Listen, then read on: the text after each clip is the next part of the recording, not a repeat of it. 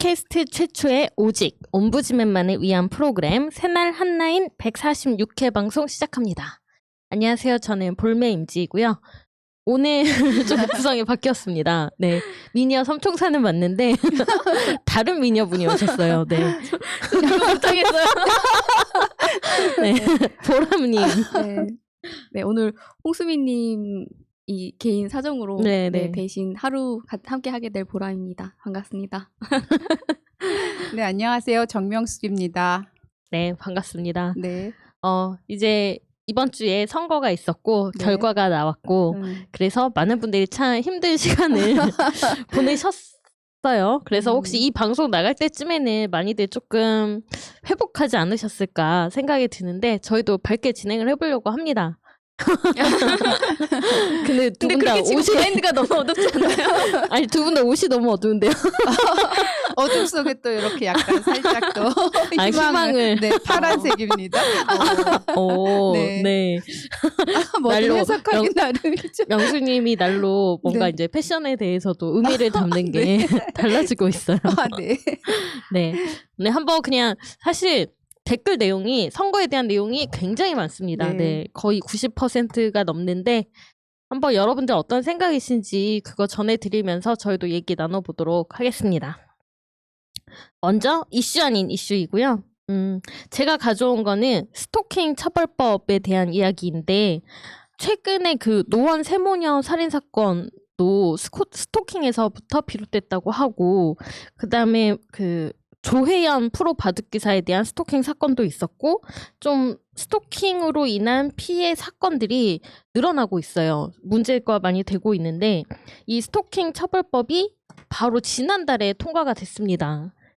이 법이 발의된 지 근데 22년 만이에요. 네. 네, 여성계 쪽에서 굉장히 요구가 많았음에도 네. 불구하고 이게 통과가 안 되고 있었는데 이거조차도 약간 미비하긴 하다라는 건데 사실 전 통과됐다는 거는 의의를 두고 싶고요. 이게 시작이라고 생각을 하고 네. 다만 법은 통과가 될지언정 아직도 주관적인 판단에 맡겨야 되는 것들이 좀 남아있다. 그래서 그게 좀 우려스럽다라는 이야기인데 일단은 법이 통과된 거에 대해서 환영하고요. 계속해서 이제 개정하는 게 그 앞으로 나아갈 방향이겠죠. 네, 그러면서 네. 또 계속 판례 같은 것들이 또 쌓이고 하다 네. 보면은 또 그러한 것들이 반영이 되면서 개정도 될 수 있고, 네, 첫걸음이 중요하다고 생각합니다. 네, 뭐 어떻게 생각하시나요? 네, 근데 이게 그 지금까지 법과 그 일상 사이의 괴리가 굉장히 큰 부분이었잖아요. 근데 네네. 이런 게 진짜 생겼다는 자체에 되게 큰 의의가 있는 것 같습니다. 그래서 그동안 뭐 연예인들도 많은 사람들이 그 스토킹 같은 게 있으면은 뭐 인기를 얻으면 당연히 감수를 해야 할 부분이지 뭐 네. 이런 식으로 또 얘기를 많이 했었잖아요. 근데 그러한 것들이 이제 범죄 행위임에 틀림이 없다는 것을 우리가 알게 됐으니까 조금 더 경각심이 높아질 거라고 봅니다. 네. 네. 우리가 뭐 애정 결핍자들도 아니고 사람들이 좋아해서 그렇게 심하게 행동하는데 뭐 그럴 수도 있지라고 하는 거는 너무 구시대적인 것 같습니다. 그렇죠. 뭐 예전에 활동했던 90년대 아이돌들의 그 나중에 밝힌 비화 같은 걸 들어보면 숙소에 팬이 들어와서 이렇게 자는 모습을 지켜보고 있었던 경우도 있었다라는 거예요. 이거는 주거 침입에다가 그렇죠. 범죄잖아요. 그렇죠. 미저리 네. 뭐 이런 것도 생각나고 얼마나 무섭습니까. 네. 근데 이거를 너무 터부시한 경향이 있었다라고 네.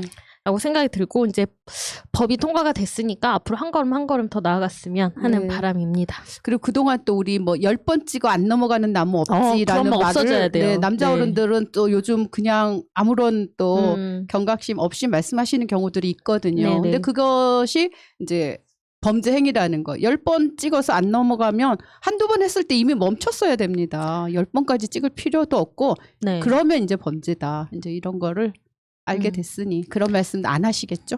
그런 약간 구시대적인 그렇죠. 속담 같은 것도 굉장히 많은데 맞아요. 이런 것도 한번 손볼 필요가 있을 것 네네. 같아요. 저희가 일본 잔재어 같은 거 네. 이런 거 없애듯이 네. 이런 좀 성차별적인 발언들이나 그런 속담 이런 것들은 좀 인권을 무시하는 네네. 속담들은 없앨 필요가 있다. 네네. 네. 네.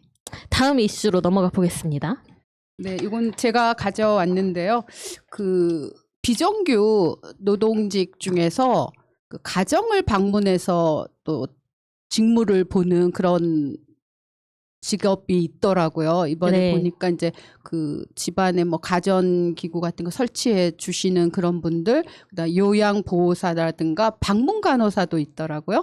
그리고 이제 뭐 전기라든가 가스 점검하러 오시는 그런 분들도 계시는데 그런 분들에 대한 노동 조건이나 환경에 대해서 구체적으로 연구된 게 그동안 없었나 봐요. 네. 그래서 이번에 그 인권위원회에서 연구 용역을 줘가지고 그 비정규 노동센터에서 결과를 이번에 봤는데 많은 분들이 이제 그동안 말하지 못했던 어려움들이 많았던 거예요. 그래서 이분들의 업무라는 게 정말 잘 알지 못하는 다른 사람의 집에 들어가서 1명 내지는 2명 정도가 가서 주로 1명이겠죠. 네. 가서 이렇게 일을 하다 보면 정말 좀 생각하지도 못한 일들을 당할 수도 있고 한데 이제 그러한 것들을 달리 호소할 수 있는 곳들이 많지 않았고 그래서 이런 연구 결과를 가지고 이제 오늘 또 그런 그 뭐 토론회라든가 이제 이러한 것들을 하는데 그래서 이분들의 어떤 노동 환경 같은 게 좀 많이 개선이 되면 좋겠다 싶고 이런 분들의 어떤 권리도 많이 존중이 되어서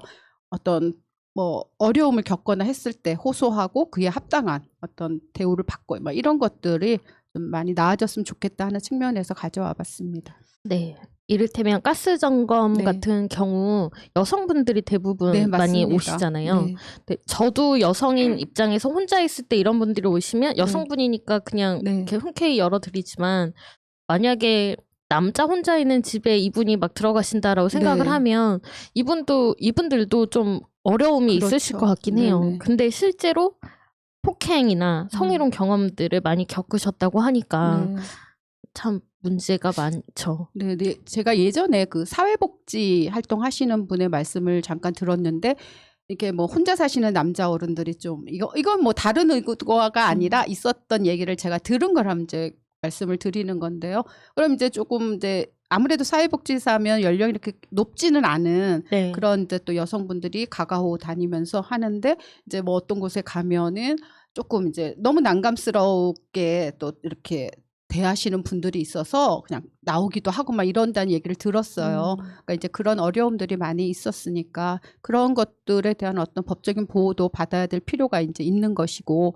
근데 이제 저희도 이제 가스 점검하러 오시잖아요. 근데 이번에 오신 분이 이제 일일이 이런 걸 기재하거나 이렇게 하지 않고 앱으로 할 수 있는 방법이 있다고 그거를 이제 신청을 하시라고 그래서 그걸 했는데 신청하고 나니까 만약에 이런 식으로 되면 또 이분들의 일자리가 좀 불안해지는 건 아닐까라는 또 그런 생각이 들더라고요.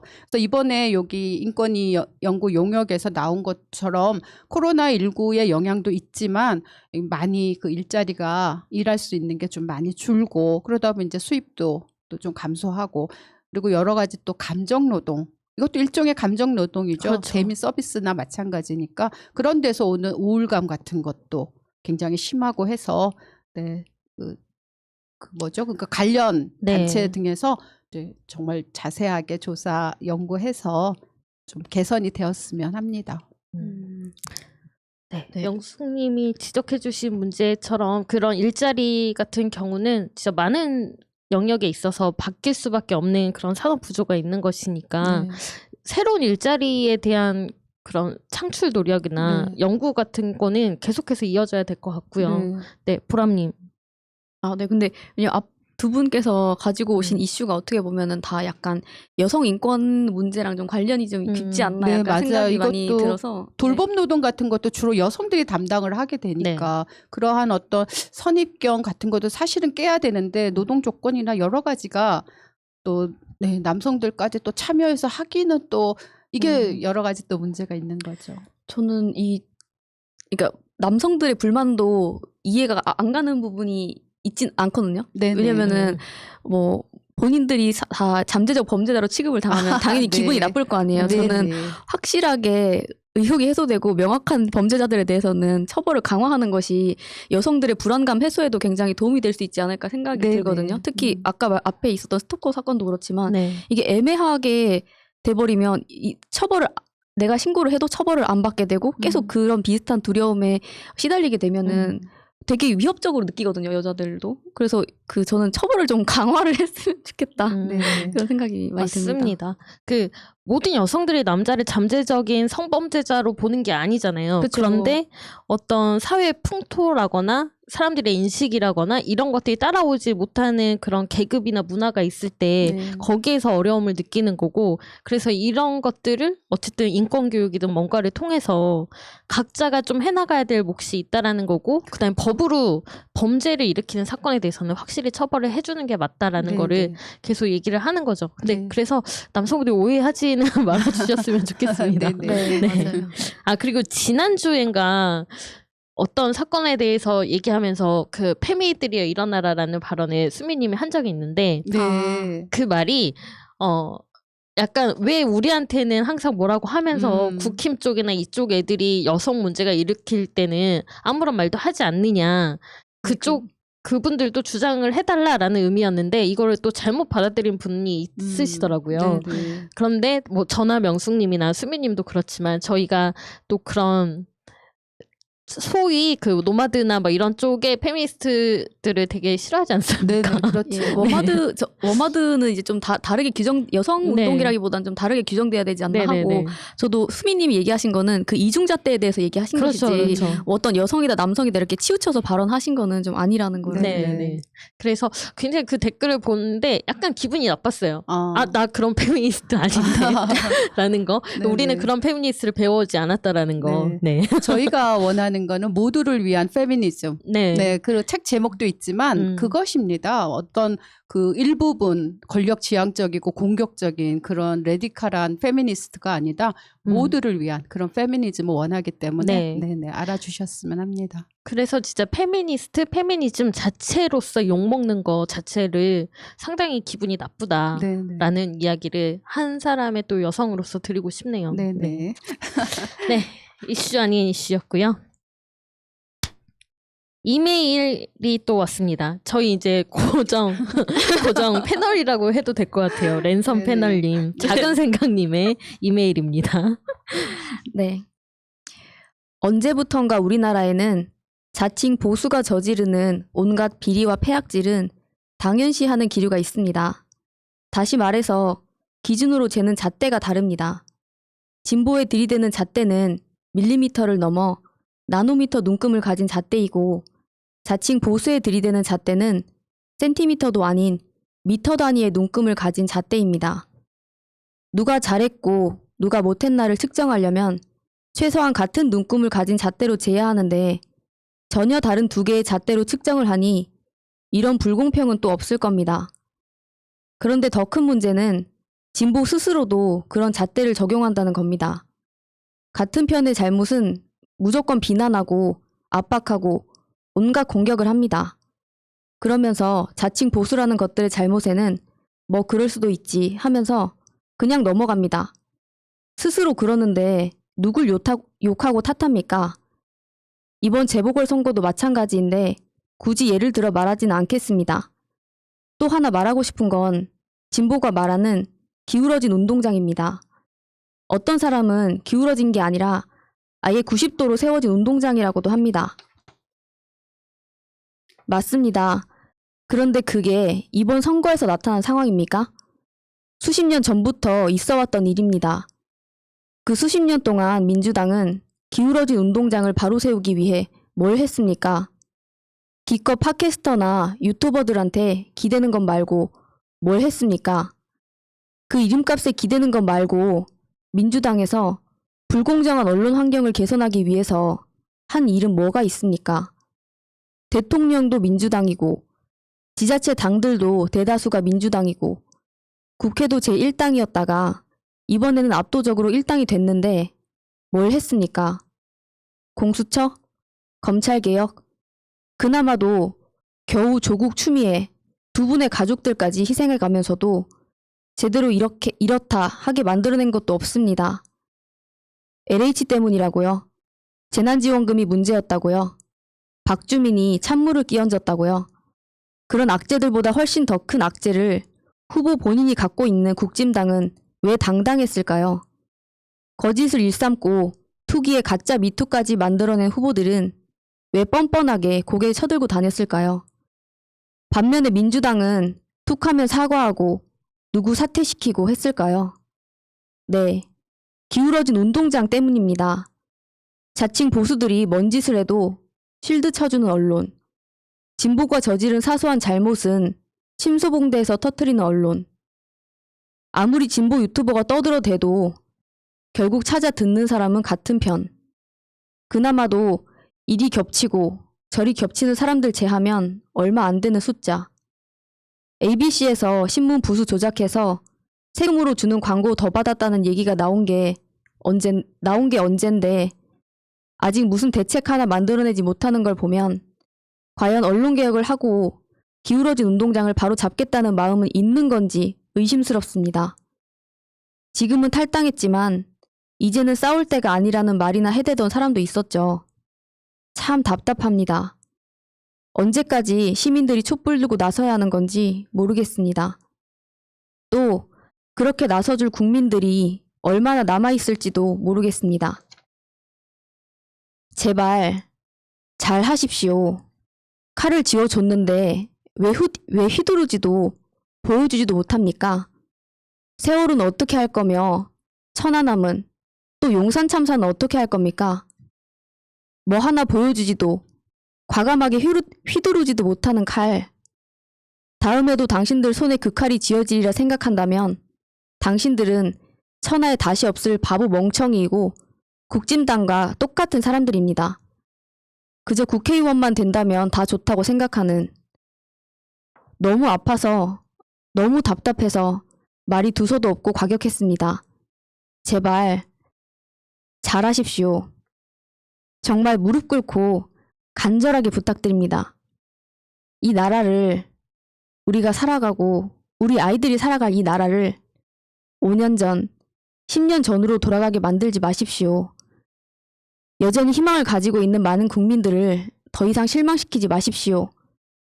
정말 부탁드립니다. 네. 작은 생강님이 지금까지 보내주셨던 메일들을 보면 얼마나 그 민주당을 생각하고 그다음에 개혁을 얼마나 원하시는지, 그리고 정말 기울어진 운동장이라고 표현했지만 그 언론들이 어떤 환경에 처해 있는지 이거에 대해서 굉장히 고민을 많이 하시고 네, 그런 분이시라는 걸 알 수 있어서 이 이메일도 어떤 심정으로 쓰셨을지 감히 짐작이 갑니다. 네, 많은 분들이 투표 결과를 아쉽게 생각하셨고 진짜 애통스럽기도 하고 화도 나고 여러 가지 감정들이 오갔을 것 같아요. 저도 그랬거든요. 저도 선거 다음날 아무것도 못하겠더라고요. 너무 이렇게 생각해도 너무 화나고 네네. 저렇게 생각해도 어떻게 그럴 수가 있지? 네네. 라는 생각이 들고 네네. 그래서 그냥 하루 동안 아무것도 안 하고 그냥 저 그냥 뭐 다른 거 재밌는 거 보면서 놀고 이랬거든요. 네네. 뭐 지금 생각해도 그렇게까지 기분이 썩 좋지만은 않지만 뭐 많은 분들이 얘기하듯이 모의고사 봤다. 예방주사 맞았다. 그렇게 생각이 들어요. 진짜 앞으로 이제 대선 1년이고 오히려 우리 180석이나 있는데 하면서 어찌 보면은 그냥 민주당을 믿었던 그런 사람들한테 좀 경각심을 주지 않았나 라는 생각도 들고요. 두 분은 어떠셨나요? 네, 저는 이게 사실 뭐 정신승리 하지 마라 이런 댓글이 또 굉장히 많이 달리잖아요. 근데 저부터도 이게 뭐 희망회로 돌리지 말아라 이렇게 하는데 근데 솔직히 말하면 뭐 이렇게 모의고사 이런 얘기도 해주시고 그것도 되게 의미가 있다고 생각은 하는데 저는 지금도 보면은 2030을 대하는 뭐 민주당도 그렇고 민주당 지지자도 지금 이대로 가면은 되게 대선도 지금 1년밖에 안 남았는데 진짜 정신 차리지 않으면 안 되겠다 이런 되게 위기감이 많이 느껴지고 제가 주변에서 친구분들이나 2030의 목소리를 들어보면 이제 특히 제 친구들 중에도 아예 커뮤니티 활동도 아예 안 하고 그리고 유튜브도 안 보고 그냥 언론에서 나오는 그 키워드들이나 그리고 뭐 그 댓글들 온라인에 있는 댓글들 이런 걸로 정보를 소비하는 친구들은 그냥 아예 관심이 없고 일단 그리고 뭐 예를 들어서 누구 지지하고 이러지도 않아요. 근데 문파나 문파라고 자기는 표현을 하면서 되게 싫어하는 거예요. 근데 그 감정이라고 하는 게 왜냐면 본인이 이렇지 않아 저렇지 않아 이렇게 의문을 가지는 거에 대해서도 너 무식하다는 식으로 이렇게 얘기를 해버리니까 거기에 대한 반감이 확 커지는 거거든요. 네네네. 근데 저도 지금 제 SNS에서만 본 것도 온라인상에서 2030 뭐하냐 분노해라 개돼지들아 약간 이런 식의 과격한 언어를 사용하시는 분들도 네네. 계시고 역사의식이 없고 뭐 지금 젊은 사람은 못 배워서 그렇다 이런 식으로 얘기하는 것들이 굉장히 그 사람들한테 반감을 오히려 일으킨다는 거 그렇죠, 정말 그렇죠. 너무 말씀을 드리고 싶고 그분들의 인식이라고 하는 게 그러니까 동떨어진 이런 게 아니에요. 왜냐면 오히려 그 친구는 일베를 혐오하는 친구들이고 그럼에도 불구하고 그러니까 일베화라는 말이 굉장히 잘못됐다라는 걸 일단 말씀드리고 싶어요. 왜냐면은 그 본인들이 그런 주장을 하는 사람들도 일베가 뭐라고 생각하세요? 일베는 저는 약간 혐오를 조장하는 그런 사이트라고 생각을 하거든요. 네. 네. 근데 그러니까 그게 일베 하는 그 일베 커뮤니티가 일베 이름이다 보니까 보통은 나 일베 안 하는데라고 얘기를 하거든요. 그러니까 근데 그런데 일베뿐만이 아니라 이미 다른 커뮤니티나 여러 가지 댓글이나 온라인상 유튜버든 여기서 너무 이 혐오나 이 반민주에 대한 정서가 이미 스며들고 있기 때문에 일베화 됐다고 얘기하는 것 자체가 굉장히 또 다른 프레임을 만드는 거다. 저는 약간 이렇게 생각하고 있습니다. 네. 이제 저는 이제 솔직히 말씀드리면 이제 살짝 기대를 했어요. 예, 살짝 그래도 저런 사람들까지는 또 뽑지는 않으시겠지들 그렇게 했는데 그 기대가 조금 이제 어긋나서 조금 실망스럽기는 했습니다. 근데 그 어차피 모든 게 변하잖아요. 그 투표를 하는 유권자들의 그 어떤 정치적인 행위라든가 이러한 것들은 굉장히 그 가변적이고 역동적일 수밖에 없다는 생각을 좀 많이 하게 돼요. 그래서 우리가 그분들 뭐 이기적이다, 뭐 이렇게 옳은 길을 놔두고 뭐 이렇게 하느냐 하는데 정치라고 하는 게 제가 이제 관련된 여러 가지 이제 책들이라든가 역사서 같은 것들을 좀 보다 보면 네, 옳은 일을 한다고 해서 모든 사람들의 그 기저에 깔린 어떤 정서까지 다 이렇게 포용하면서 그 맞춰지진 않더라고요. 그러니까 좀 현실적인 부분들, 그게 이제 지금 작은 생각님께서 적어주신 그런 어떤 정서 이런 것들도 또 많은 부분이 차지하지 않았나 싶고, 아까 또 말씀하신 것처럼 어찌 생각하면 진짜 그냥 이 정도 선에서 또 이런 결과가 나온 게 어쩌면 다행이다. 그래서 좀 더 이제 정말 뭐 분석을 많이 하겠죠. 근데 여러 가지 각각의 분석들이 있지만 그 모든 분석들을 다 봐야 또 어떤 방향으로 가야 할지가 명확해지기 때문에 잘 하시리라고 믿습니다. 네. 저는 뭐 제가 정치인도 아니고 뭔가 나서서 무슨 일을 하는 사람이 아니지만 이번 선거를 겪으면서 나도 되게 오만했구나라는 생각을 했어요. 네네. 그게 뭐냐면 상식이라는 게 네. 명숙님 방금 네. 얘기하셨듯이 옳고 그름이 있고 어떤 이 사회가 발전하기 위해서 가야 하는 방향이 있고 이런 것들을 원하는 사람, 이런 걸 구분해내는 사람이 상식이 통하는 사람을 생각했는데 그게 아니었더라고요. 그러니까 나의 이익을 위해서 움직이는 사람, 나의 이익에 따라서 행동하는 게 상식이더라고요. 그거를 대해서 제가 조금 나 너무 오만한 생각을 가졌다라는 걸 생각이 들었거든요. 그러면서 나는 그 안에서 나와 다른 생각을 가진 사람들한테 계속 훈계조로 얘기하고 너 왜 이렇게 네. 그거 알면서 얘기하는 거야? 막 어떻게 그렇게 얘기할 수 있어? 막 네. 이렇게 하지 않았나라는 반성을 하게 됐는데 이런 식의 생각이 민주당을 지지하는 세력이나 민주당 내에서도 좀 있지 않았나. 그래서 어떻게 보면 저들이 이긴 게 아니라 우리가 참패한 거잖아요. 그런 결과가 나오지 않았나라는 생각이 들면서 굉장히 여러 가지 고민들을 하게 됐는데 앞으로 우리가 빠른 기간 안에 이 결과에 대해서 분석하고 앞으로 어떻게 나아갈지 대책을 세워야 한다고 생각합니다. 네, 맞아요. 그러니까 저희 개인들은 뭐 사실 그렇게 생각을 할 수는 있지만 정치를 하시는 분들은 이제 그런 어떤 이기적인 측면까지도 다 염두에 두면서 정책을 또 사실 만들어야 그쵸. 되잖아요. 네. 그래서 맞습니다. 저는 그 정치하시는 분들이 나름대로 정치 관련 서적이라든가 뭐 공부를 하시겠지만 그 요즘에 이제 제가 보고 있는 게 그 중국의 그 춘추 전국 시대의 그런 상황들이거든요. 그러니까 거기에서 말하는 어떤 거기는 군주겠지만 어쨌거나 지금은 이제 대통령이나 어떤 의회 민주주의니까 그런 정치를 이끌어가는 그런 사람들이 봐야 하고 조금 염두에 둬야 될 조언들이 좀 많이 나오고, 또 제가 이제 기독교인이니까 성서를 보잖아요. 그럼 그 성경 안에서도 어느 시대 어느 땅에 사는 사람들이라면 누구나 공감할 수 있고 원하는 것들이 다 나와요. 그러니까 그러한 것들을 정치가들이 큰 흐름으로 잡고 총론으로 가지고 가면서 강론을 맞춰 나가면 되는데 하여튼 공부들을 저는 좀 많이 좀 해야 될 필요가 있겠다 싶어요. 네, 그리고 지금 이제 갑자기 이런 결과가 나오다 보니까 또 갑작스럽게 신경도 안 쓰고 얘기도 안 들어주던 2030 남성. 왜냐면 네. 총선 때도 뭐 네, 이 남자 해서 20에 대한 남자들에 대한 뭐 그런 얘기도 있고 뭐 그렇게 이대남. 네, 그쵸. 얘기를 했지만 지금 와가지고 부랴부랴 2030 불러와가지고 마치 또 뭘 엄청 얘기 들어준다고 네네. 이렇게 했다가 또 뭐 조금 해보고 안 되면 또 안 된다. 약간 얘기하지 마시고 왜냐면 저쪽에서는 굉장히 긴 호흡을 가지고 몇 년 동안 이준석, 하태경 이런 사람들이 2030, 10에 대한 마음을 남자들이 잡고 있거든요. 네네. 그러니까 지금 그리고 뭐 분석한다 이렇게 해서 그 사람들을 타자화해가지고 계속 이럴까 저럴까 그렇죠. 결론적인 네네. 결론을 가지고 막 그렇게 결론적인 얘기들을 할 게 아니라 네네. 일단 그 사람들에 대한 불만과 울분을 좀 들어줄 필요가 있다. 음. 솔직히 저도 제 친구들이나 젊은 친구들 얘기 듣다가 보면은 속이 왜 안 터지겠습니까? 맞아요. 솔직히 이걸 봐주시는 분들께서도 도대체 문정부가 사과하고 그러는데 뭘 잘못했냐라고 하시는 분들도 사실 계시고 그것도 네네. 일견 이해가 안 되는 부분도 아니지만 네네. 정말 저희가 더 이상 분리시킬 게 아니라 그분들의 목소리를 계속 듣고 진짜 함께 가지 않으면 계속 저 고립될 수밖에 없다 이렇게 네. 생각이 많이 듭니다. 맞아요. 그래서 네. 태도가 중요하다는 게 네. 상대방에서 암만 해도 내가 봤을 때도 말이 안 되는 얘기를 해도 일단은 그분의 입장을 고려하고 존중해서 들어야 되고 그리고 일단은 좀 또 해줘 봐야 되는 측면이 있어요. 해보니까 이러이러합니다. 또 어떻게 생각하십니까? 거기에서 어떤 대화가 되고 서로가 이해하는 측면이 생기는 거잖아요.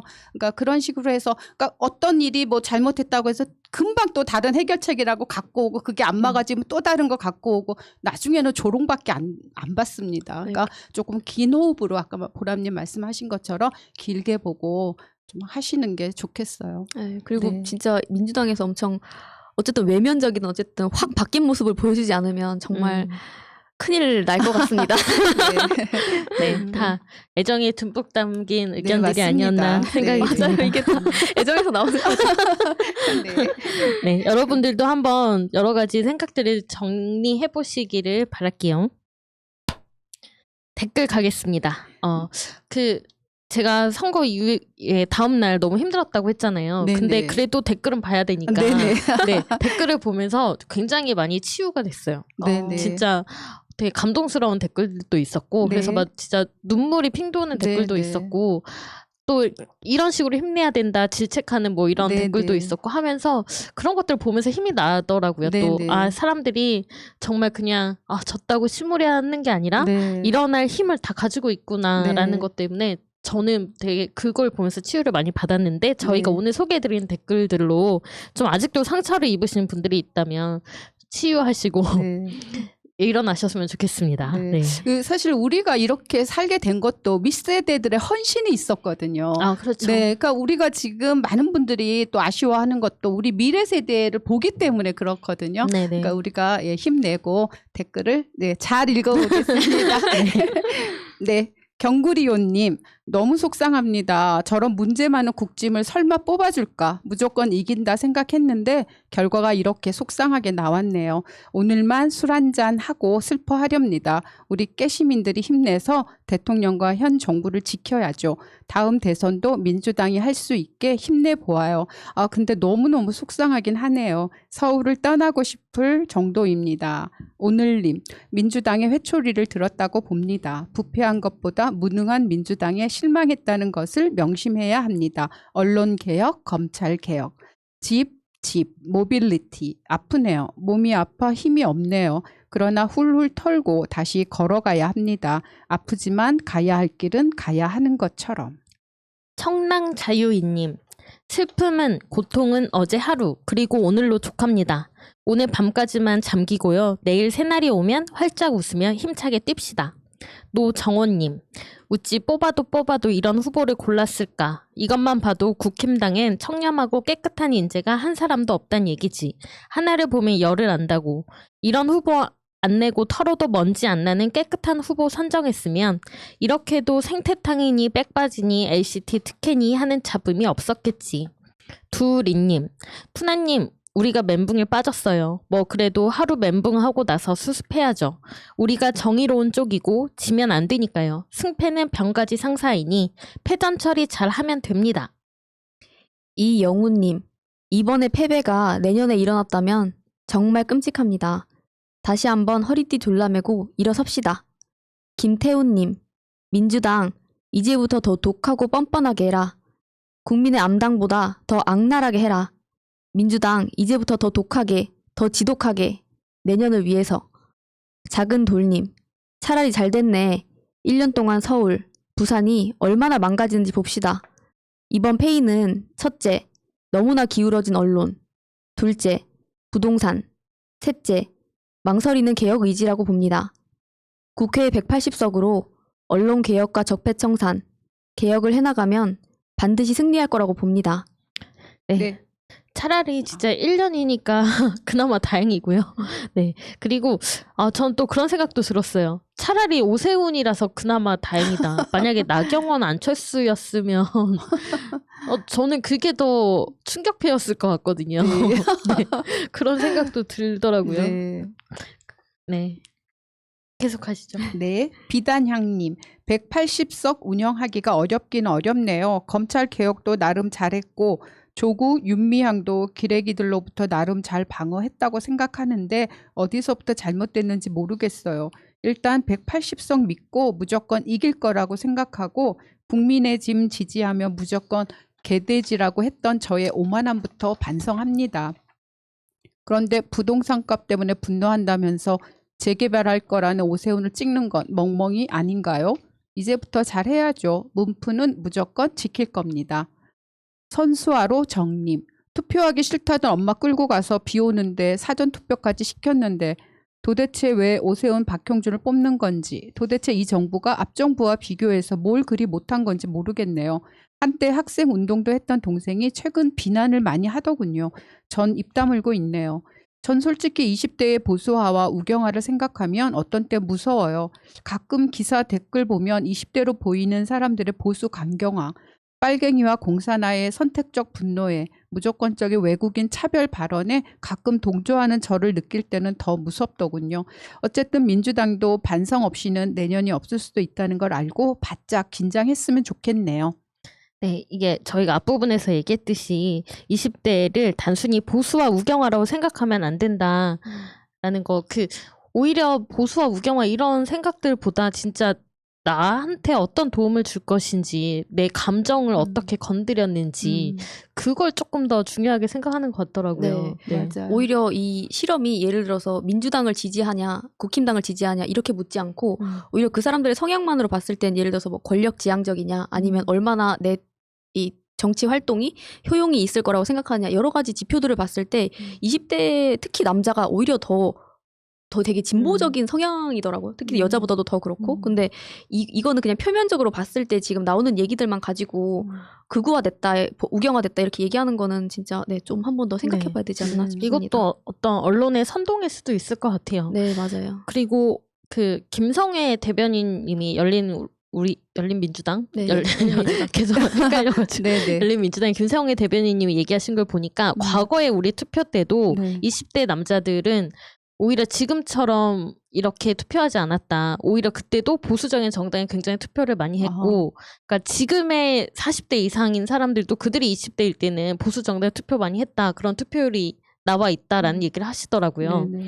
그렇게 보면 지금의 20대가 문제다라는 거는 좀 잘못된 프레임인 것 같고, 우리가 그거를 실기했던 게 또 가장 큰 패배 원인 중에 하나가 아닌가라는 생각이 듭니다. 어떻게 보면은 출구가 없는 것처럼도 보여요. 왜냐면 지금 기득권인 뭐 40, 50대나 이때 남자들은 좀 많이 그래도 상대적으로 누렸고 그렇기 때문에 여성들이 거기에 들고 일어나는 것도 실체가 있는 건데 지금 이런 여성적 운동이나 이런 것들이 움직임이 되면서 남자들은 학교 다닐 때도 굉장히 여성들한테 치이고 갔다 오면 또 군대도 갔다 와야 되고 또 나오니까 계속 20대 바보 멍청이 네. 이렇게 얘기를 하니까 네. 되게 풀 데가 없지 않을까. 게임에 대해서도 본인들이 정말 좋아하는 게임에 대해서도 계속 안 좋은 인식들만 있고 사회로 나왔을 때 얼마나 이 사람들이 출구가 없을까. 정말 얘기를 들어주는 감정적으로 이거를 뭔가 풀어줄 수 있을 만한 데가 진짜 없지 않나 하는 생각도 사실 해보게 우리가 됩니다.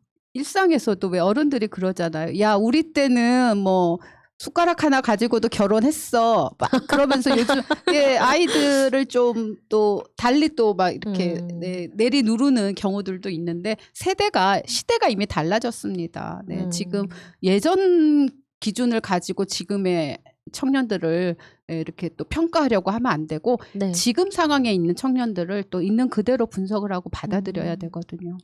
네. 그 최근에 뭐 댓글들도 보면 20대 아들 키우는데 아들 키워내기 참 힘드네요. 이런 댓글들도 봤는데 전 그거라고 생각해요. 아들을 어쨌든 20대면 다 자기의 주관이 있고 뚜렷한 자기 생각이 있는데 내가 막 이렇게 뭔가 또 민주당 찍어야 돼 하고 이렇게 훈계하는 거 가르치는 것도 그 사람한테는 그냥 진짜 또 하나의 라떼일 뿐이잖아요. 꼰대. 그러니까 그것도 존중해줄 필요가 있고 오히려 같이 좀 대화를 하면서 얘는 대체 뭘 바라는 건가? 왜 뭐가 불만인 건가? 이거를 좀 청취할 필요가 있는 것 같습니다. 네. 마이크 조님. 불공정하다고 부정행위 한 놈을 뽑아? 서울 시민들은 나중에 국진당이 어떤 짓거리를 하고 어떤 식으로 자신들의 공정, 인권을 빼앗아도 뭐라고 말할 자격이 없다. 투표는 국민이 하는 것이고 결과와 책임도 국민이 져야 한다. 김영채님, 수고 많으셨습니다. 정치에 무관심이 어찌 되는지 보여주네요. 출구조사 보고 울분을 토하며 가족과 얘기하다 어젠 일찍 잠을 청했습니다. 너희들 또한 정치에 무관심해선 안 된다. 절이 되면 안 되지만 절이 될 수 있다는 걸 똑똑히 봐라. 국민이 위임한 권리를 가지고 사리사욕을 취하는 자들은 정치에 발을 못 딛게 해야 한다. 오늘을 기억해 두어라. 제 아버지가 그러하셨듯이 주말에 아이들 데리고 5.18 묘지나 가야겠습니다. 아무 말씀 없이 묵묵히 계셨지만 국민학생 1, 2학년이었던 제가 세월이 지나 그 의미를 알았듯 제 아이들도 언젠간 느끼겠죠. 촛불 민주 시민들을 응원합니다.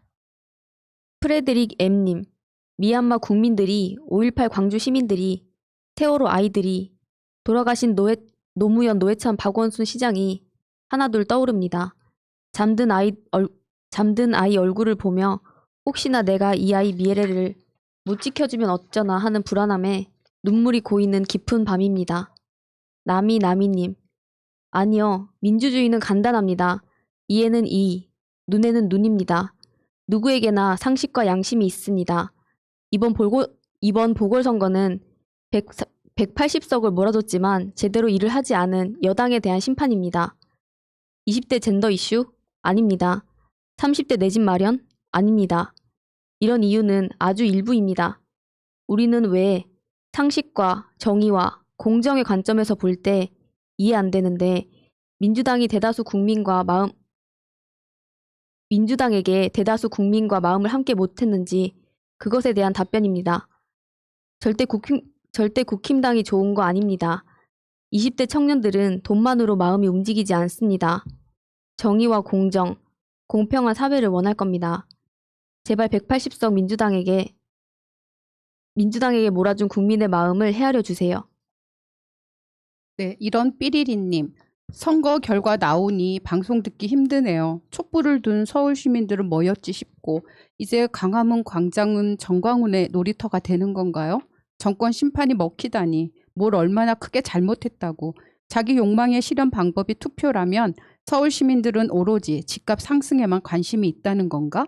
이건 박빙으로 진 것도 아니고 민주당뿐만 아니라 우리 진영 모두 너무 해이해진 건 아닌지. 9835-233님. 업무상 20, 30대를 많이 만납니다. 이 세대들이 젊고 어리니까 손해를 감수하며 그 정의를 갈망하는 세대일 것이라고 판단하면 큰 착각입니다. 내가 잘 먹고 편안히 사는 것이 정의입니다. 한 만큼 돌려받는 것이 합리라고 생각합니다. 그들에게 공학적, 철학적 접근을 바라지 마세요. 정치 저관여층의 무지라고도 해서는 안 됩니다. 매우 직관적입니다. 해달라는 대로 다 해줬더니 이게 뭐야 라는 것에 확실하게 대답할 수 있어야 합니다. 이들을 탓하지 마세요. 네, 나미님이나 9835-233님이 지적해 주신 것처럼 약간 20대들을 어떤 그런 사상적으로 뭐 이런 식으로 접근하는 거는 굉장히 위험한 생각인 것 같아요. 저 예전에 막 그 조선시대 때 서로 막 논어가 어쩌고저쩌고 싸울 때 실용주의가 등장을 해서 뭐 또 실용주의 핍박받고 막 이런 적이 있었잖아요. 실학이. 그런 것과도 좀 비슷한 것 같아요. 우리는 진보가 나아갈 방향은 이거야 라면서 뭐 방향을 정하고 가는데 실제 사는 사람들은 나한테는 지금 당장에 뭐 먹고 사는 게 중요하고 최저임금 올리는 것도 좋지만 난 여기서 잘리기 싫은데 이런 감정들이 복합적으로 있는 걸 보면 그런 여러 가지를 헤아려야 되는데 우리가 너무 큰 대의만 쫓고 거기에 대해서 야 이게 맞는 방향이니까 따라와 나를 따르라 약간 그런 식으로 갔다 온 거 그거를 근데 20대 너네가 잘 몰라서 너네가 깨우치지 못해서 라고 매도하는 거는 진짜 잘못이다. 이거는 어른들의 좀 잘못이다라는 생각이 들어요. 네. 제가 여기 내가 잘 먹고 편안히 사는 게 정의다라는 말은 맞습니다. 왜냐하면 제가 그 이제 성경을 공부를 하다 보면 그때의 그 이스라엘 그 백성들, 민중들도 전쟁이 없는 평화로운 시대에 자기 포도나무와 자기 무화과 나무에 앉는 게 그들의 꿈이라고 했거든. 이건 뭐냐면은 요즘 말로 하면은 공평한 그 부의 분배를 받는 거예요.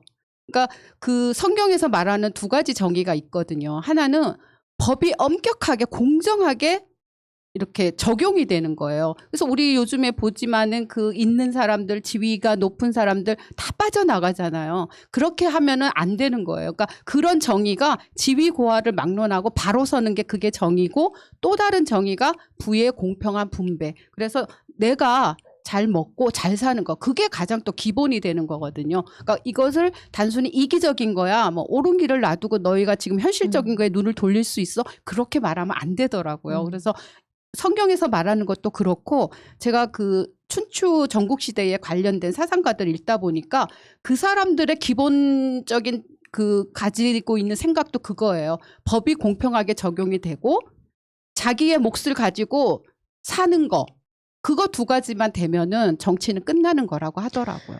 그래서 저희가 검찰개혁, 사법개혁 하려는 거잖아요. 그거 정말 이번에 정말 강력하게 이뤄내야 되고 그 다음에 이제 우리 뭐 모두 좀 잘 살 수 있게 그 기본소득도 얘기가 그래서 좀 요즘 많이 나오잖아요. 그러니까 부도 좀 공평하게 재분배도 좀 확실하게 되는 그런 사회를 만들어 가면 사실 정치에 신경 안 쓰고 사는 게 제일 좀 바람직한 거 아닙니까? 그쵸. 잘하는 사람들이 그냥 잘해 나가면 참 좋겠다. 시스템이 되어서 구축이 되어서 누가 돼도. 네. 개혁의 길이 더 멀고 험하죠. 네. 네. 아무튼 그런 꿈을 성경이 꾸었던 그 꿈을 저희도 꾸고 있습니다. 계속할게요. 빈센트 198님. 고구마인 줄 알았는데 호구였던 문재인 정권과 민주당. 자유는 보장하되 원칙을 위반하고 시민들에게 피해를 끼치면 과감하게 칼을 뽑길 바랍니다. 이철우님. 저는 32년 서울에서 개인 택시를 운전한 이철우입니다. 그동안 차 안에서 손님들 대화는 주로 개혁을 못하는 민주당에 대한 욕이었습니다. 검찰개혁, 언론개혁 등의 비실비실한 민주당 국회의원들은 국민의힘으로 좀 가십시오. 짜증이 납니다. 이번에는 어떤 일이 있어도 개혁을 해야 합니다. 최빈님, 민심을 받들어 개혁을 서두르지 않은 민주당 지도부의 책임을 엄중히 따져 물어야 합니다. 당내 수박들도 함께 처리 좀 해야 할 듯요. 홍석익님, 결국 졌네요. 민주당은 눈치 보지 말고 국민을 위한 개혁 법안을 좌고우면하지 말고 일사불란하게 처리해야 합니다. 그렇지 않으면 차기 대선은 오늘과 같이 됩니다. 특히 언론개혁 명심해야 할 겁니다. 조영무님, 항상 느끼고 살았지만 특히나 이번 보궐선거에서 언론사 조중동의 민낯을 여실히 보았습니다. 하루빨리 언론개혁의 필요성을 실감합니다. 저들의 저열한 선동질과 혹세 무민하는 짓거리에 치가 떨립니다. 언제나 조중동이 없는 세상에서 살 수 있을까요? 촛불시민님, 박형준의 부인이 한 짓에 대한 것은 왜 취재를 안 하는가? 여성단체, 김재련, 이수정은 뭐 하는가? 조중동과 조중동 아바타 언론을 바로잡기 위해 최강욱 대표가 발의한 징벌적 손해배상법을 통과시키자. 네, 존중 공감님. 국진당 패거리들이 지금까지 습관적으로 사용한 수법들로 얼마나 많은 사람들이 도덕성을 위협받고 두려움에 떨었을까? 협박해서 뜻대로 되면 언론에 민주당 불리하게 몰아가는 진짜 파렴치한 악의 세력을 물리쳐야 합니다. 언론개혁, 언론개혁, 언론개혁. 제발 하루속히 이루어지기를 두 손 모아 간절히 빕니다. 박용길님, 가장 시급한 것이 언론 개혁이다. 언론이 적폐의 중심에서 적폐들의 사령탑 노릇하고 있는데 이런 자들에게 왜 지원을 하는 것인가? 자유인님, 언론의 90%는 진보의 적인 상태에서 아무리 해봐야 희망이 없음을 항상 인정해야 합니다. 대중은 눈앞의 이익에는 사력을 다해 달려들지만 그 외에는 언론이 던져준 것만으로 모든 것을 판단하여 투표하기 때문에 언론의 징벌적 배상, 시민의 돈으로 언론이 유지되는 시스템 구축이 필요합니다. 종훈님, 아무리 정부가 잘해도 언론이 단 한 줄도 쏴주지 않으면 국민들은 전혀 모릅니다. 언론 개혁을 선두 과제로 해야 합니다. 브루스 신님, 조중동, 한경호, 경제 찌라시, 방송, 포털까지 모두 한쪽만을 위해 선거운동하는데 어떻게 이길 수 있을까? 민주당이 뉴스 보부상인 포털을 그대로 두면 앞으로 선거는 오늘과 같은 결과뿐일 것 같다는 느낌을 못 지우겠다. 검찰당이 면죄부를 주면 문제 많은 MB 아가들이 감옥 갈 일도 없겠네. 김영기님, 선거 공학이니 언론이니 이런 것들의 프레임을 걱정할 일이 못 된다. 언론은 그냥 적폐 중에 적폐인 범죄 집단 수준인데 왜 언론의 눈치를 봐야 하는가? 민주당은 무조건 정도로 불도저처럼 적폐들을 쓸어버리면 된다. 정종성님, 이런 글 올리면 좋지 않을 수도 있지만 중도층으로서 한글 적고 갑니다. 180석, 적은 숫자 아니지요. 국민들이 180석 준 건 시원하게 일 좀 하라고 보내줬어요.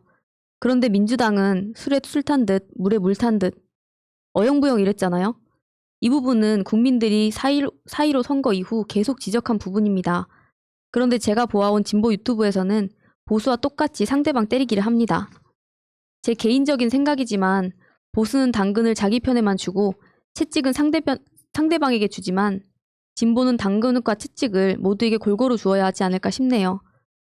우리 진보 유튜버님들 보수들과 똑같이 하지 마시고 민주당 잘못하고 있을 때는 바른 소리도 좀 해주셨으면 합니다. 이상입니다. 강성우님, 새날 방송인 모두들 수고 많으셨습니다. 우리들은 고농도의 백신을 접종했습니다. 정의는 반드시 성공한다는 철칙을 망각하지 마시고 헌신하시기 바랍니다. 솔개 K님, 구글 계정 새로 파고 새날, 새마음으로 구독 완료. 새날TV 응원합니다. 진보의 등불답게 민주당의 쓴소리하는 매체가 되어주시기를 바랍니다. 좋은 약은 입에 쓰고 좋은 충고는 귀에 거슬린다.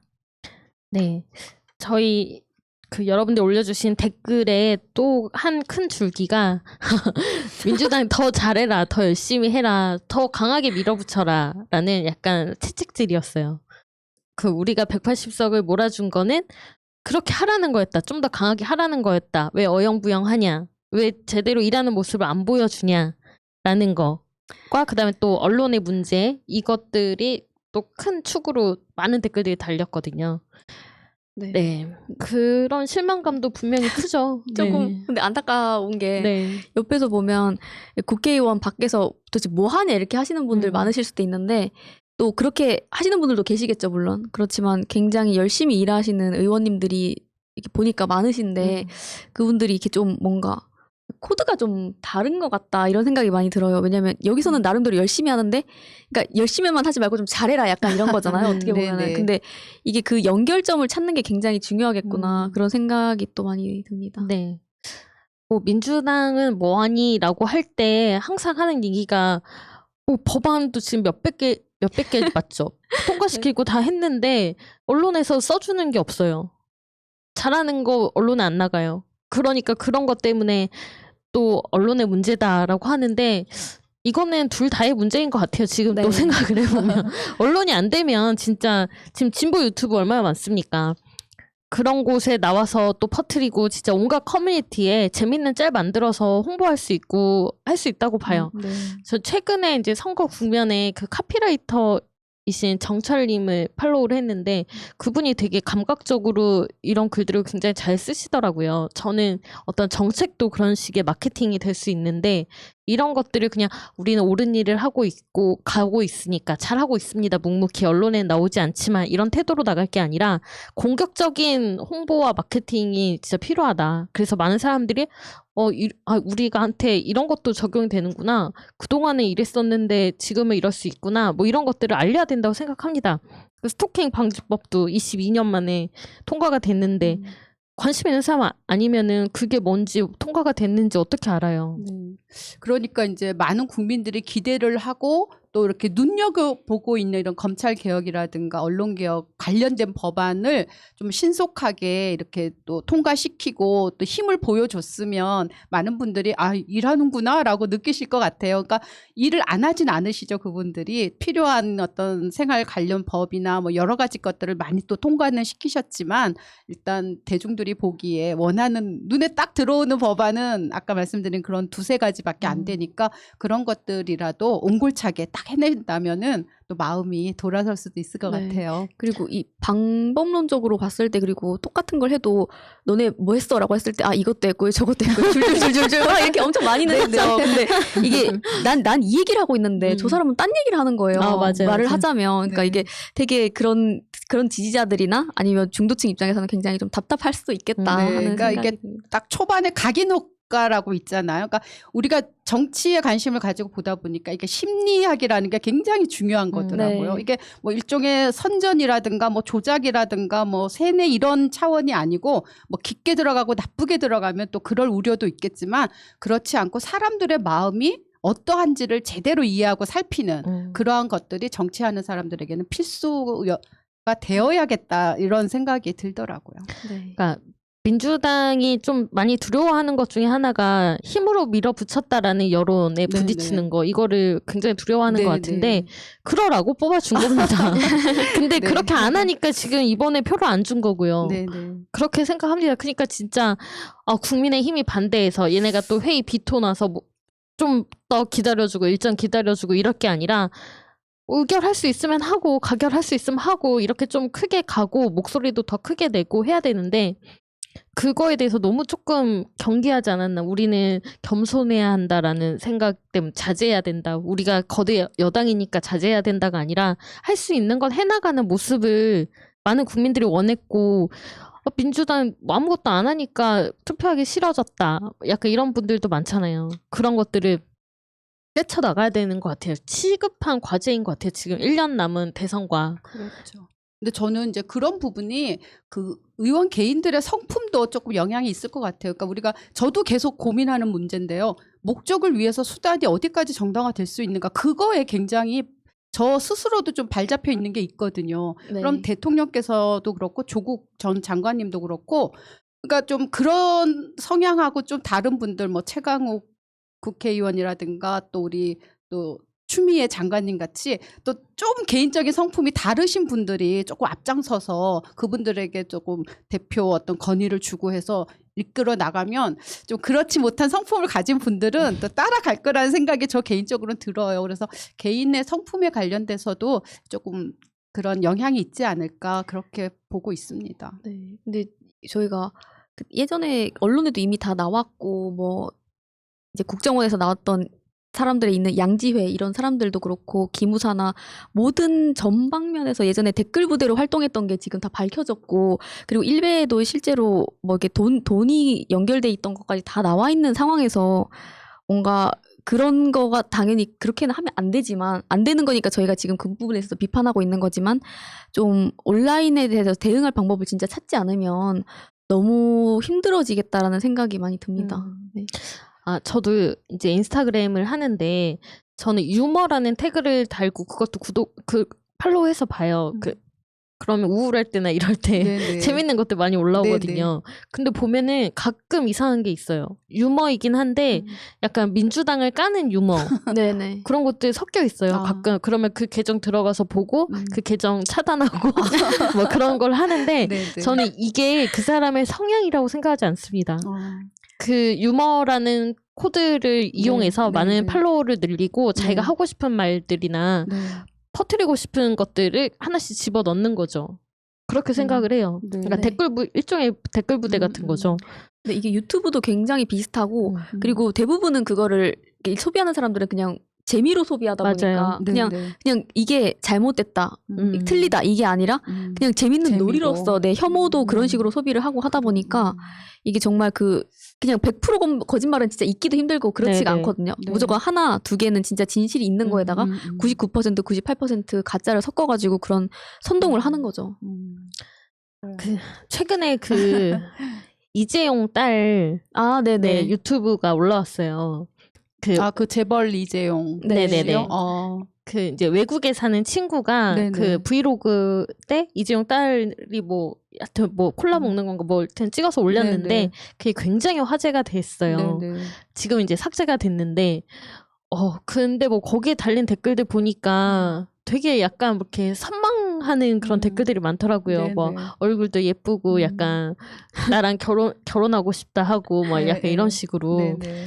그런 것들도 일종의 그 사람은 아무런 일단 그 친구가 올린 거는 네네. 내 친구니까 올렸던 거지만 그거를 이용하고 그걸 퍼나르는 사람들의 또 심리가 네네.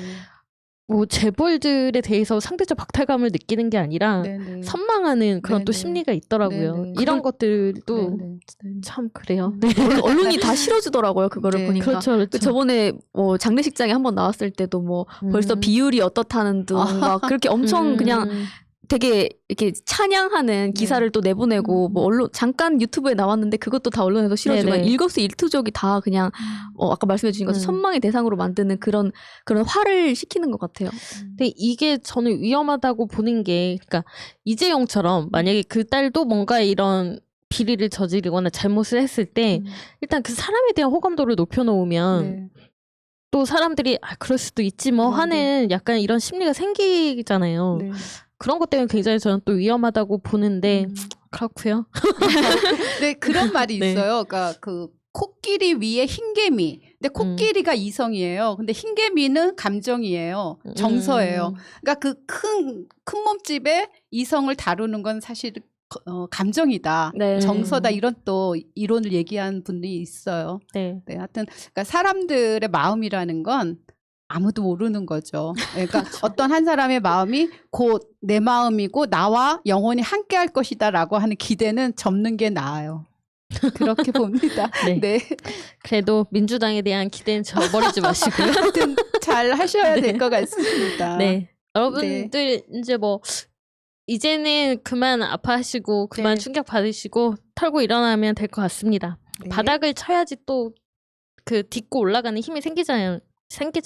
네, 네. 추진력을 얻기 위함이었다. 그렇죠, 그렇죠. 네, 그 넘어진 그 자리에서 일어나라는 그런 그리고 시작하라는 말도 있잖아요. 그러니까 맞습니다. 다들 힘내시고요.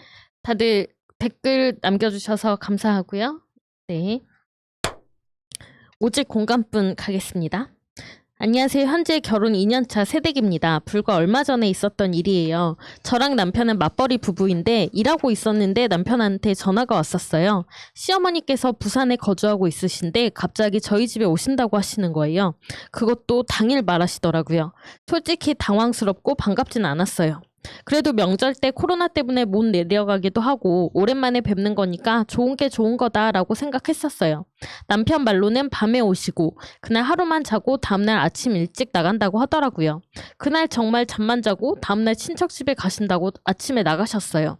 이틀 지나고 남편한테 또 연락이 왔어요. 시어머니께서 또 저희 집에서 자고 가신다고 하더라고요. 남편은 그날 직장 동료랑 저녁 약속이 있어서 늦게 오는 날이었고 저는 그날 칼퇴하고 일찍 집에 가야 하는 상황이었어요. 시어머니께서 늦게 오신다고 해서 늦게 오시겠구나 했었는데 제가 집에서 씻고 있는 동안 시어머니께 부재 전화가 여러 통 찍혀 있었고 문자 한 통이 와 있더라고요. 문자 내용은 너도 늦게 귀가하는 거면 비밀번호라도 알려주라 이런 내용이었습니다. 저는 씻고 있느라 못 받아서 어머님께 바로 올라오라고 연락을 드렸었죠. 밤에 오신다 했는데 일찍 오신 것도 당황스러웠고 남편이 없어서 더 당황스러웠어요. 그날 너무 피곤했었는데 시어머님 TMI 3시간 들었습니다. 그리고 비밀번호 알려달라는 것도 이해가 안 가더라고요. 너무 즉흥적이시고 저랑 너무 안 맞는 것 같아요. 제가 너무 예민한가요? 그러니까 또 계획하지 않고 당일에 막 올라오신다는 시어머니 때문에 즉흥적인 시어머니 때문에 고민이시다는 그러게요. 얘기인데요. 이거 되게 당황스러울 것 같아요. 그럼 그렇죠. 가족끼리도 다 일정이 다르잖아요. 네, 네. 그러면은 그거를 미리 사전에 조율해야 되는데 이거는 좀 상대방에 대한 배려 부분인 것 같아요. 네. 맞아요. 그리고 뭐 설거지 안 하고 그냥 나갈 때 또 많잖아요. 아침에 출근하기 바쁘면 네. 옷도 막 다 널브러져 네, 있고 맞아요. 나갈 때도 많고 한데 갑자기 오시면은 그렇죠. 그거 다 어떻게 합니까? 치워주러 오시는 거죠. 되게 많이 당황스러우실 것 같고 네. 이거는 문제가 맞죠. 근데 남편분이 너무 안일하게 생각하시는 게 아닌가. 엄마 오늘 네. 와서 하룻밤 자고 가신대. 음. 우리 집이 뭐 여관방은 너무 옛날 거 같고 호텔인가? 네 숙박 업소는 아니잖아요. 평소에 근데 관계를 잘 모르니까 뭐라고 그렇죠. 좀 말씀드리긴 좀 그런데 근데 네, 부산- 친하면 또 네네. 지방에서 사시면은 더더욱이 자주 못 만나고 또 연락도 뭐 이렇게 자주 못 하면은 사실 뭐 가까이 산다고 해도 마찬가지지만 개인의 공간은 존중을 해야 된다고 생각을 하거든요. 네. 네. 그리고 시간도 그렇고 그 부모님이시라고 해도 예전하고는 또 다른 시대에 우리가 살고 있으니까 사실 젊은이들에게 어느 정도 또 어른 세대가 맞춰줘야 되는 게 저는 맞다고 생각해요. 네. 네. 보람님 어떠신가요? 아까 하시려던 말 있지 않으셨어요? 이거 여기 공간분에서 네네네. 여기서는 모르겠는데 네요. 학교를 하셨을려나? 네. 네. 그렇습니다. 밤에 진짜 와서 잠만 자고 가는 게 저는 더 웃기더라고요. 좀. 근데 왜냐면 이제 네. 멀리서 오셔서? 오셨으니까 네, 네. 서울에서 이제 그거는 지내실 없고. 곳이 좀 마땅치 네. 않으시니까 이제 주무시고 그 다음날 볼일 맞아요. 보러 가시고. 음. 근데 저는 그래도 이렇게 그 다음 날까지 계속 뭐 이렇게 같이 있어 드려야 되는 그런 것도 아니니까 네네. 뭐 이렇게 주무시는 거야. 뭐. 저 해결책이 나왔습니다. 네네. 이분 그러니까 이 시어머니가 밤에 잘 곳이 없으신 거잖아요. 네. 서울에서 볼 일이 있으신데 네네. 비행기표를 끊어주십시오. 그러면 다음날 아침 일찍 비행기로 오시면 올라오는 시간 절약되고 그러면 밤에 굳이 와서 자고 아침 일찍 일할 필요 없잖아요. 그런 볼일 보실 필요 없으니까 이 사연자분이 어머님께 비행기표를 끊어드리시면 문제가 해결되겠다. 그거는 또 어찌 생각하면 또 이게 태도의 문제여서 너무 야박한 것 같고요. 일단 네. 그 시간 잘 조율하시고 부모님도 또 우리 며느리 아들 가족이 또 불편하지 않도록 잘 배려한다면 좋은 시간 보내실 수도 있을 것 같아요. 네. 근데 저는 사실 50 되게 항상 들을 땐 되게 재밌는데 네. 이게 뭐라고 해야 되지? 되게 그 개인적인 얘기들을 하는 네네. 그런 공간이잖아요. 네. 그래서 뭔가 저는 이렇게 하는 단편적인 얘기만 듣고는 항상 상황을 잘 몰라요. 네네. 그래가지고 네, 잘 모르겠습니다.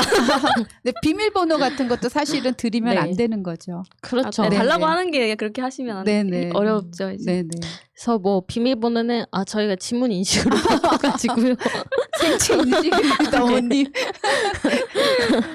네, 그런 식으로 사실 그러니까 불편하다라는 거를 애둘러서라도 표현을 하긴 해야 된다라는 게 결국은 드리고 싶은 말씀이었고요. 네네. 근데 말씀을 안 드리면 왜냐면 모르실 수도 있으니까. 네, 맞아요, 맞아요. 세대가 달라지면서 네. 확실히 모르는 부분이 많이 네, 생기는 맞아요. 것 같아요. 네네. 옛날에 당연했던 것들이 지금은 아니게 되면서. 네. 그러니까 이 어머니는 그냥 아들집 가서 내가 뭐 지내다 오는 것도 아니고 잠만 재워달라는 건데 그게 뭐가 불만이야라고 생각하실 수 있어요. 근데 이제 서로가 받아들이는 사람은 네. 또 다른 생각을 가질 수 있으니까 네 얘기를 나눠보시는 게 좋을 것 같고요.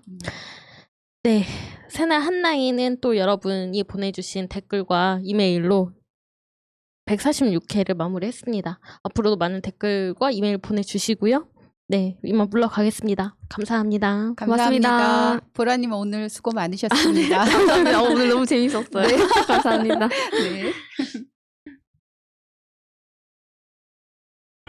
물리치자 바이러스에게는 마스크가 없다. 어서 가자 바이러스보다 먼저. 그러니 내일보다 먼저 가자. 우리들의 희망을 형제이게 하자. 설령 그것이 내일이라 해도 현재로 저들을 물리치자. 바이러스에게는 마스크가 없다. 어서 가자 바이러스 바이러스보다 먼저 바이러스에게는 마스크가 없다 어서 가자 바이러스보다 먼저